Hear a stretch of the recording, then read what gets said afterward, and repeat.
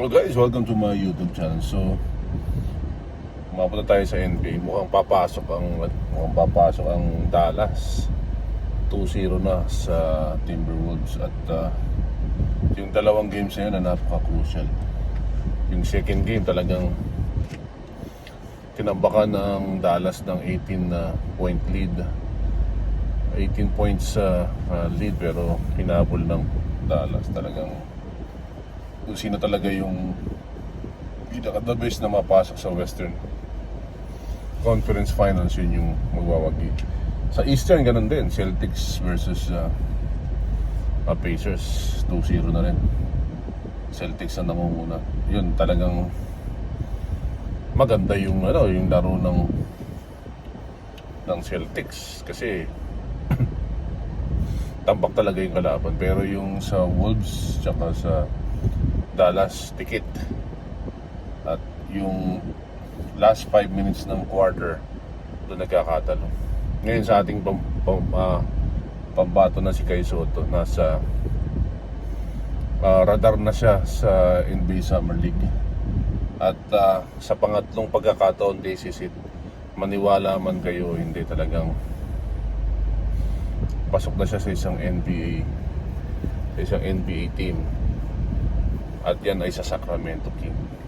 Ngayon, ang daming nambabash, ang daming hindi naniniwala. See for it. At ito na yung talagang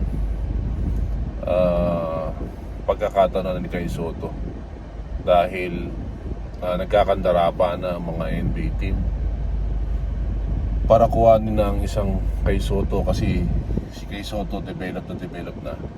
At ang laki nang naitulong ng training conditioning niya, dahil pinalalakas at hindi lang pinalalakas ang katawan, kundi yung family ties ng ating kababayan na si Kai Sotto may support. Yung mga bashing, ganyan talaga eh.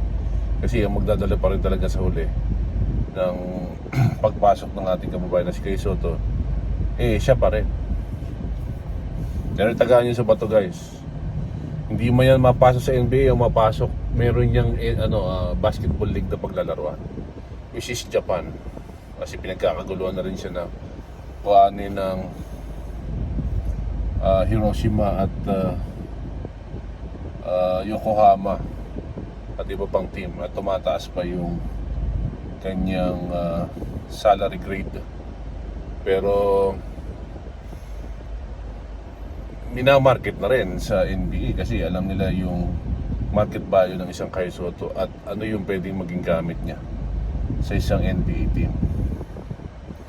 So makikita natin next month and the following month sa July kung nakakuha na ng kontrata, kasi ang napapabalita ay $6 million sa isang NBA team.